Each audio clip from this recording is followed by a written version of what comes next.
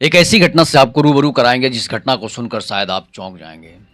और मैं इसलिए आपको बता रहा हूँ कि ये घटना एक भाई अपनी ही बहन के साथ कोई गलत काम कर दे, उसकी हत्या कर दे, उसके साथ जो है गलत दुष्कर्म करे, तो समझो कि उस परिवार पर क्या बीतती होगी। पूरी घटना से हम आपको रूबरू कराएँगे कि घनश्याम नामदेव के घनश्याम नामदेव नाम के एक शख्स होते हैं, जो एक अच्छा खासा व्यापार करते हैं।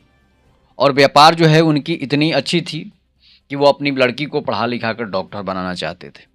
और लड़की जयश्री नामदेव जो थी वो डॉक्टर बनना चाहती थी, नीट की तैयारी कर रही थी। और नीट की तैयारी करने के साथ साथ वो छोटे छोटे बच्चों के डॉक्टर भी बन चुकी थी। धीरे धीरे नीट का तैयारी पूरा हो जाता है और उसी दौरान जो है एक लड़का अनुराग नामदेव जो उससे बेइंतहा प्यार करता है और इस कदर प्यार करता है कि वो उसके लिए कुछ भी कर गुजरने को तैयार था। जब नीट की तैयारी खत्म हो जाती है, जयश्री नामदेव डॉक्टर बन जाती है,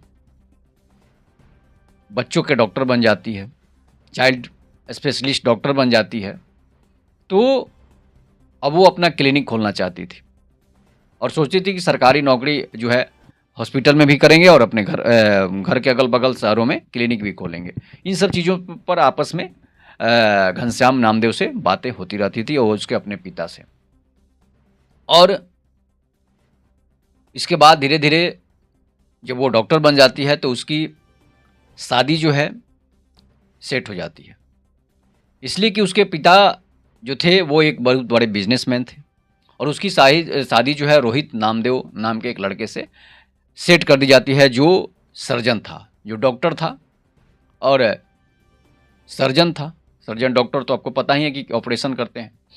तो उसकी शादी उससे सेट हो जाती है। उसी कॉलेज में दोनों साथ ही पढ़ते थे। साथ पढ़ने के साथ साथ हालांकि दोनों में कभी आपस में बातें नहीं होती थी, नज़र तो पड़ती थी लेकिन बातें नहीं होती थी। तो अब रोहित को भी लगता था कि नहीं, जयश्री अच्छी लड़की है और चाइल्ड बच्चों के डॉक्टर भी है। तो उसके माता पिता राजी हो जाते हैं शादी करने के लिए और रोहित और जयश्री की शादी सेट हो जाती है।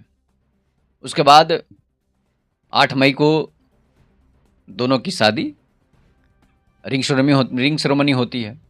उसके बाद क्या होता है कि कुछ दिन के बाद दोनों की शादी का कार्यक्रम आ जाता है, शादी का समय आ जाता है। शादी के समय में सभी लोग जुटे हुए हैं जयश्री नामदेव के घर। उसके पिता बड़े बड़े नेता मंत्री सबको बुलाए हुए हैं अपने शादी समारोह में। एक अच्छी खासी शादी थी, अच्छा खासा मेहमान भी जुटे हुए थे। शाही शादी थी, राजा महाराजाओं की तरह शादी हो रही थी। अच्छे अच्छे लोग, इसलिए कि लड़का भी डॉक्टर था और लड़की भी डॉक्टर थी और पिता के पास पैसों की कोई कमी नहीं थी और लड़की एक ही बेटी थी, इसलिए जो है घनश्याम नामदेव की एक ही बेटी थी, जयश्री नामदेव। तो वो सोचते थे कि ऐसी शादी करूँगा कि अंबानी और अडानी भी फेल हो जाएंगे। तो उन्होंने काफ़ी मेहमानों के लिए अच्छे खासे व्यवस्था भी किए हुए थे। अब उसके बाद क्या होता है कि जयमाल का कार्यक्रम शुरू होता है। द्वार पूजा के बाद जयमाल का कार्यक्रम शुरू होना प्रारंभ हो जाता है।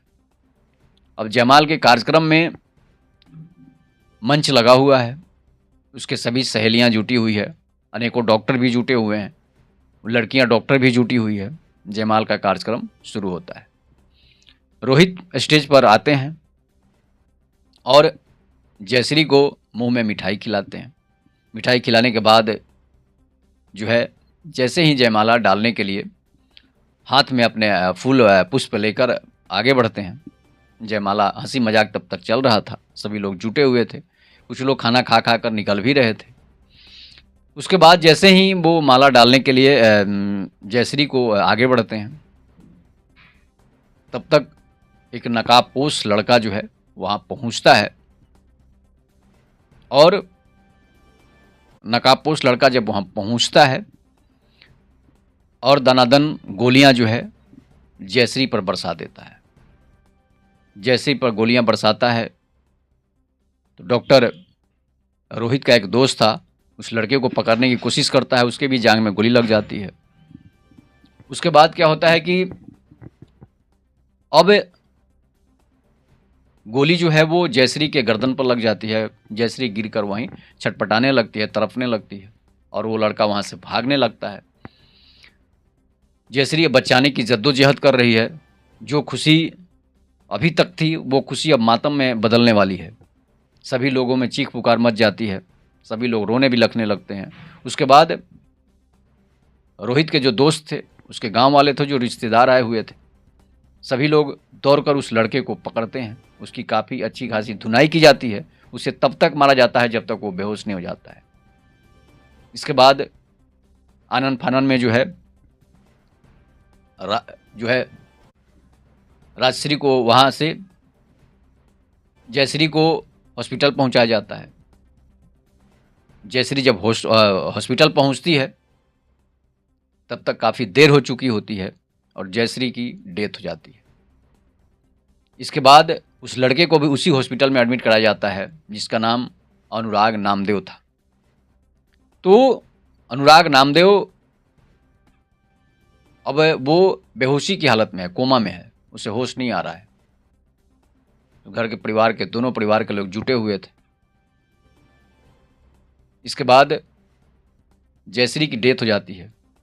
उनके माता पिता रोने भी लगने लगते हैं, सभी रिश्तेदार रोने लगते हैं, दूल्हा रोहित भी रोने लगता है, वो भी घायल हो चुका था। उसके बाद पता किया जाता है, पोस्टमार्टम रिपोर्ट आती है, गर्दन में गोली लगी हुई थी जिससे जयश्री नामदेव की डेथ हो गई थी। उसके बाद होता क्या है कि अब जयश्री की तो मौत हो चुकी है। पुलिस रिपोर्ट लिखती है, पुलिस वहाँ आती है और पुलिस जब वहाँ पहुँचती है तो सारे जांच पड़ताल करती है। जांच पड़ताल करने के बाद जो है इस बारे में पता लगा जाता है कि आखिर ये घटना कैसे हुई। जब लड़की के पिता घनश्याम नामदेव से पूछा जाता है तो वो सारी घटनाएं बताते हैं। वो बताते हैं कि मेरी सबसे छोटी बहन, प्यारी बहन, जिसकी शादी मैंने कर दी है, उसके 2 बेटे थे, अनुराग और रोहित। अनुराग को मैंने, रोहित तो पढ़ रहा था कहीं बाहर, उसका भी नाम रोहित नहीं था। तो अनुराग को सोचा मैंने कि अपने घर बुलाकर इसे पढ़ा लेते हैं, इसलिए कि उनकी आर्थिक स्थिति उस समय ठीक नहीं थी, हमारी भी आर्थिक स्थिति ठीक नहीं थी, इसलिए हमने बहन की शादी एक छोटे से घर में कर दी थी। उसके पिता का देहांत हो चुका था। और उसके बाद क्या होता है कि मैंने सोचा कि भाई रोहित पढ़ ही रहा है तो अनुराग को अपने घर बुलाकर इसे पढ़ाते हैं। अब वो उसे अपने घर बुला लेते हैं। वो मामा के घर आ जाता है और मामा के घर आ जाता है तो वहाँ पर पढ़ाई की तैयारी कर रहा होता है। धीरे धीरे वो पढ़ाई की तैयारी करते करते उसे कब जयश्री से प्रेम हो जाता है पता ही नहीं चलता है। वो हमेशा जयश्री से मजाक, हंसी मजाक करते रहता था। सब लोग सोचते थे कि भाई फुआ का लड़का है तो हंसी मजाक कर रहा है, कोई बात नहीं है। हालांकि जयश्री नेग्लेक्ट करती रहती थी उसकी बातों को। एक दिन वो जयश्री से बताता है कि हम तुमसे बहुत प्रेम करते हैं और तुम्हारे बिना जी नहीं सकते हैं, तुम्हारे लिए कुछ भी कर सकते हैं।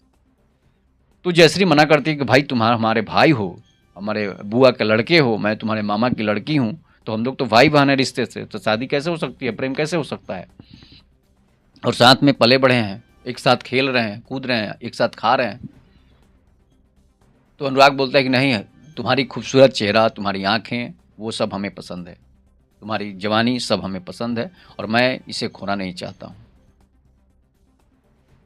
तो अब सनातन धर्म के अनुसार ये तो वर्जित है, ये तो होता नहीं है, भाई बहन में रिश्ता तो होता नहीं है, बाकी धर्म में होता होगा, लेकिन सनातन में इसे पाप माना जाता है और इसके लिए लोग उसे फांसी की सज़ा तक दे देते हैं।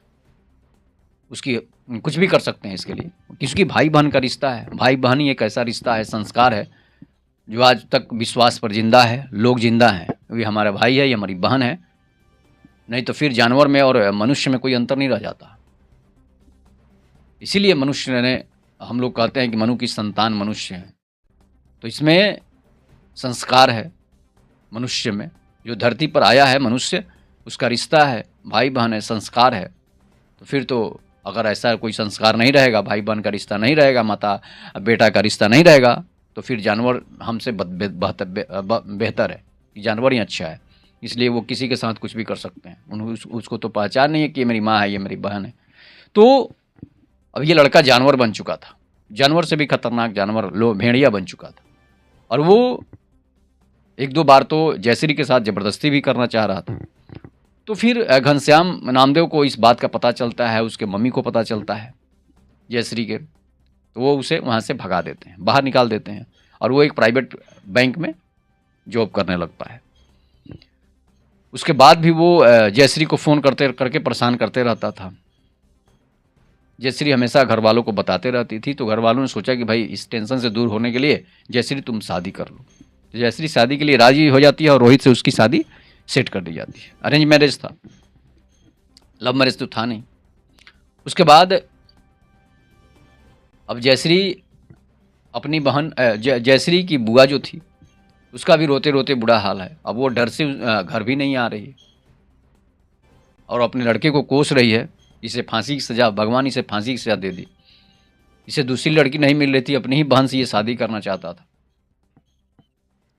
उसकी मम्मी भी, जो जयश्री की बुआ थी, अपने बेटे को त्याग देती है, प्रशासन को बोलती है कि इसका आप लोग इनकाउंटर कर दीजिए, इसे ख़त्म कर दीजिए, हमें इससे कोई मतलब नहीं है। जब ये अपनी बहन को नहीं पहचानता है, अपने मामा को नहीं पहचानता है, तो फिर ये माँ को कैसे पहचानेगा। अब क्या होता है कि दोनों परिवार टूट चुके हैं। जयश्री की डेथ हो चुकी है और अनुराग जेल में है। समय बीतता है, उसे उम्र कैद की सज़ा हो जाती है। उम्र कैद की जब सज़ा हो जाती है तो वो, उनके पिता से जब पूछा जाता है, घनश्याम नामदेव से, तो वो बताते हैं कि ये सज़ा कम है, इसे फांसी होनी चाहिए थी। उसके बाद उसकी मम्मी से ही पूछा जाता है, अनुराग की मम्मी से, वो भी बोलती है कि इसे फांसी की सज़ा ही दी जाए, इसलिए कि हमारे ये भाई के बेटी का कत्ल किया है और उसने 17,000 रुपये में पिस्तौल खरीद कर लाई थी, जिससे उसने गोली चलाई थी।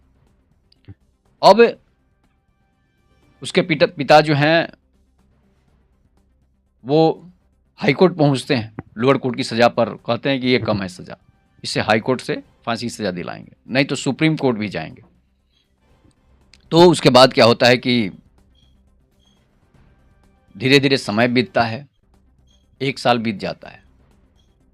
उसे पैरोल, 15 दिन की पैरोल मिलती है। अनुराग नामदेव को पैरोल मिलती है। वो लोग आके पैरोल ले लेता है कि थोड़ा अपने माँ से मिलना है, अपनी आखिरी बार माँ को देखना चाहते हैं।